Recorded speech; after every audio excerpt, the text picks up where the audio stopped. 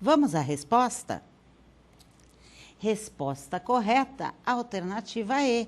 Todas as alternativas se referem adequadamente aos modelos educacionais de Esparta e Atenas. Temos que colocar em mente sempre que Esparta é um dos modelos também seguidos por outras polis gregas no mundo grego antigo, assim como Atenas. Então, nós temos um desenvolvimento forte militar, por um lado, uma preocupação mais com o aspecto guerreiro e, por outro lado, temos mais uma preocupação principalmente com o desenvolvimento intelectual.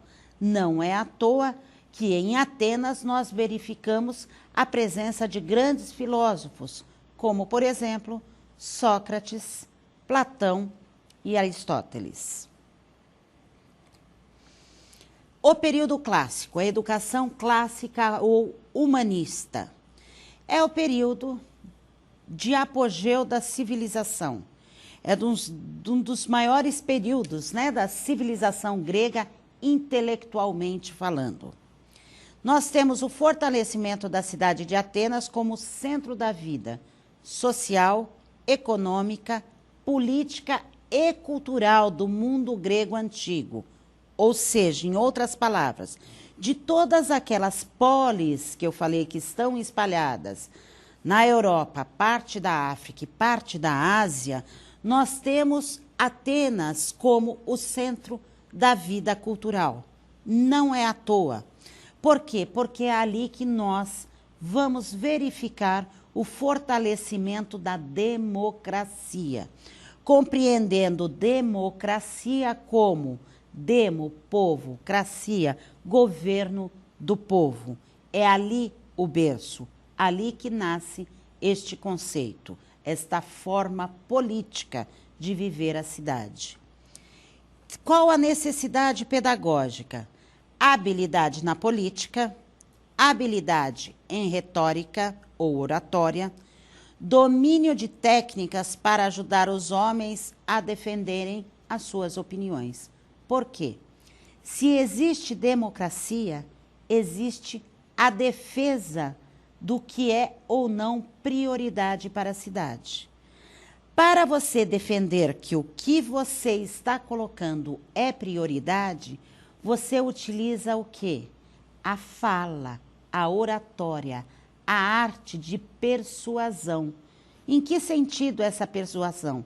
Não no sentido pejorativo, no sentido de fazer com que o outro acredite também na verdade que você acredita ser a verdade para todos.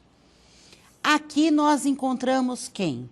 Tantos filósofos sofistas, quanto filósofos como Sócrates, Platão e Aristóteles, que são a base aí cultural desse pensamento grego do período clássico.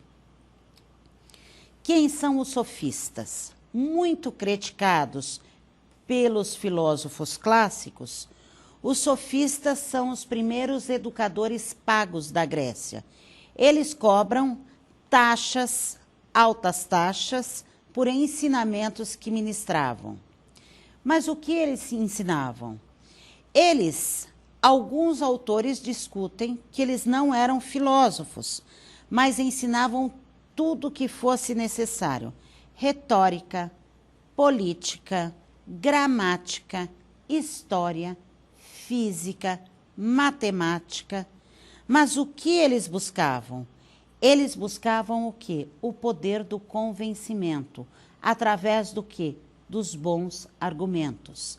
Então, argumento ou raciocínio falso com aparência de verdade. O que significa isso? Um poder de persuasão que nem sempre é verdadeiro. Um exemplo, um vendedor que está com muito desejo de vender alguma coisa que nem é importante para a sua vida, acaba te convencendo desta venda. Você pensa, como eu pude viver sem isso até hoje? Este é o poder do convencimento. Depois você descobre que aquilo pouco vai te servir para a vida prática. É mais ou menos isso que verificamos aí com essa arte da persuasão, que é a educação propiciada por grande parte dos sofistas. E falei grande parte porque também não são todos que vão pouco se preocupar com a essência das coisas ou com essa interpretação falsa.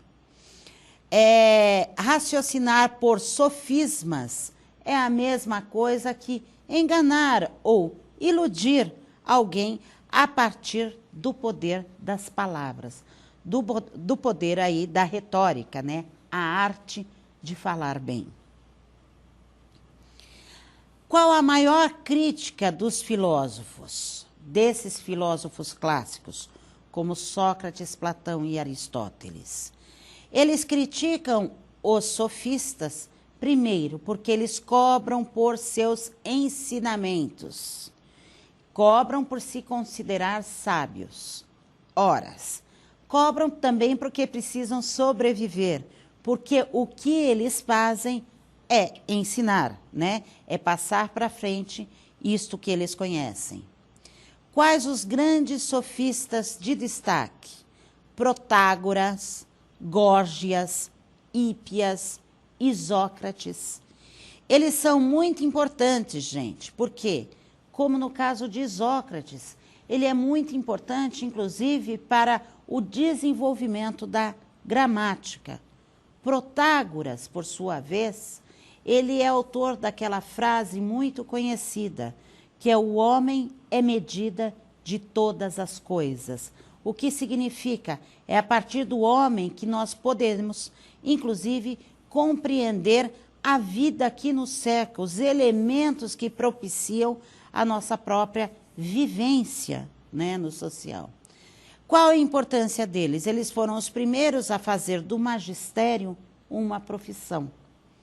Contribuíram para a sistematização da educação e para a difusão da filosofia para um grande número de pessoas em várias dessas polis gregas existentes nesse período. Sócrates, ele é considerado o grande educador espiritual do mundo grego. Suas ideias são extremamente inovadoras. Ele utiliza a razão e a racionalidade para, inclusive, discutir com as pessoas, para que assim as pessoas pudessem desenvolver seus próprios conhecimentos. Sócrates percebe que para o ensino ser eficiente, é necessário, antes de mais nada, aprender a pensar. Como se dá o método socrático? Basicamente no diálogo, cuja primeira parte é a ironia e a segunda, a maiêutica. O que é a ironia? Leva o indivíduo à convicção do erro, leva o indivíduo a perceber a própria ignorância, mostra aos interlocutores o quanto estavam errados em pré-conceitos e pré-juízos. Em seus diálogos, o reconhecimento da própria ignorância é parte essencial para se chegar à apreensão da ideia e à construção dos conceitos. E a maiêutica? A maiêutica é dar luz a novas ideias.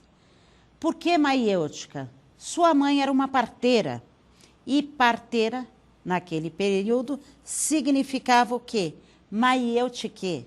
Em homenagem à sua mãe, ele colocou como a segunda parte do seu método a maiêutica, que não dava luz ao ser, mas dava luz às ideias. Sócrates queria exatamente isso, que com sua ajuda, a alma de seus discípulos pairasse o quê? Novas ideias. Ele é, portanto, um parteiro de ideias. O método socrático, portanto, consiste em interrogar, em ajudar cada um a tomar consciência dos seus próprios pensamentos. Em outras palavras, pergunto agora a você, o que é amor? Você consegue definir? Se na sua definição não me convencer, eu farei uma pergunta sobre a sua resposta do que é amor. Você fará o quê? Pensará mais uma vez para que essa resposta consiga deixar mais claro para mim o significado desse sentimento. Volto, te pergunto, derruba a sua resposta. O que acontece neste processo? Você vai ter que dar luz a novas ideias. Pensar, repensar o que já foi pensado, até tentar chegar à essência do real significado do que é amor. Sócrates não concordava que a educação fosse uma profissão remunerada, ou seja, utilitária. Segundo ele, não se ensina conhecimento. Então, os sofistas foram muito perseguidos, inclusive, não por Sócrates, mas pelos filósofos que acreditavam que os sofistas somente persuadiam. A educação não deveria, para Sócrates, ser de caráter prático, nem de proveito pessoal, mas deveria ser alguma coisa como o espiritual, o moral. Isto é sabedoria, isto é conhecimento. Quanto aos sofistas, que usavam o diálogo em seus ensinamentos para impor ideias, Sócrates fazia um diálogo para conduzir à descoberta da verdade. Lembrando que os sofistas, eles foram criticados por filósofos de seu tempo. Hoje sabemos a grande importância dos sofistas. Os sofistas não se preocupavam com as ideias morais, segundo Sócrates. Enquanto Sócrates, a moral, a virtude e a ética deveriam ser o cerne, o que guia a educação e a vida do sujeito. Quais as características da educação? Caráter espiritual e moral. A educação deve promover, ensinar a pensar. O uso do diálogo por meio da ironia e da maiêutica deve conduzir à descoberta da essência. O domínio da razão e da racionalidade deve conduzir o pensamento. Ou seja, estamos o quê? Utilizando a razão e não mais os deuses que vão responder, mas minha razão irá responder aquilo que está me incomodando. O saber e a verdade devem ser os condutores da ação pedagógica. Agora, um momento de interatividade. Quais as necessidades pedagógicas da Grécia no período clássico? E o que os sofistas ensinavam? Assinale a alternativa correta. A. A necessidade pedagógica era a habilidade na escrita e os sofistas ensinavam caligrafia. B. A necessidade pedagógica era a habilidade na leitura e os sofistas ensinavam a arte de ler em público. C. A necessidade pedagógica era a habilidade na política e os sofistas ensinavam retórica, a arte de falar em público e a arte da persuasão. D. A necessidade pedagógica era o desenvolvimento de alguma habilidade voltada para o trabalho e os sofistas ensinavam técnicas de esculturas em mármore. E E. A necessidade pedagógica era o desenvolvimento de alguma habilidade voltada para a música e os sofistas ensinavam o uso da flauta. Pense um pouquinho que daqui a pouco voltaremos.